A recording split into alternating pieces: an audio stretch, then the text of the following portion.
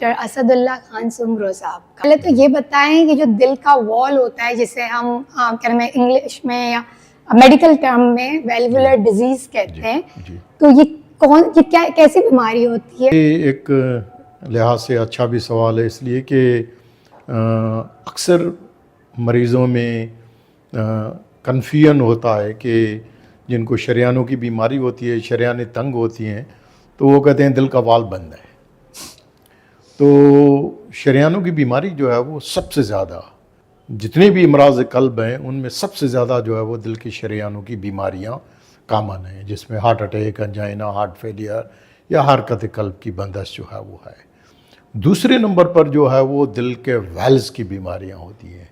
ये दिल के वेल्स की बीमारियां जो हैं वो दिल के शरियानों की बीमारियों से मुख्तलिफ होते हैं।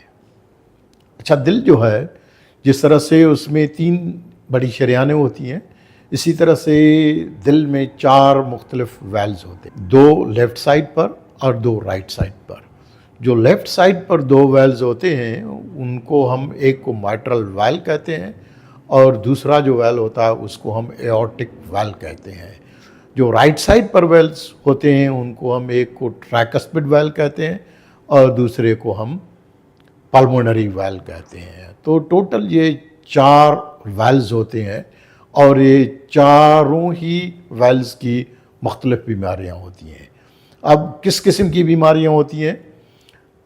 इनमें कुछ मरीज़ होते हैं जिनमें दिल की जो वेल्स हैं वो सख्त हो जाते हैं, तंग हो जाते हैं, तो हम उनको स्टेनोटिक वेल्स कहते हैं। कि अगर किसी को मेटल वेल का स्टेनोसिस है तो उसको मेटल स्टेनोसिस कहते हैं। एओर्टिक वेल का स्टेनोसिस है तो हम एओर्टिक वेल स्टेनोसिस कहते हैं। इसी तरह से जब वेल्स लीक करते हैं, क्योंकि वेल्स का काम है कि जो जब प्रेशर उनमें बढ़ता है तो एक खाने से दूसरे खाने में वेल्स खुलते हैं तो दिल में ब्लड जो है वो आता है। जब वो ब्लड पंप किया जाता है पूरे बॉडी के लिए तो फिर वेल खुल के, तो जब खुलते हैं तो फिर वो बंद हो जाते हैं।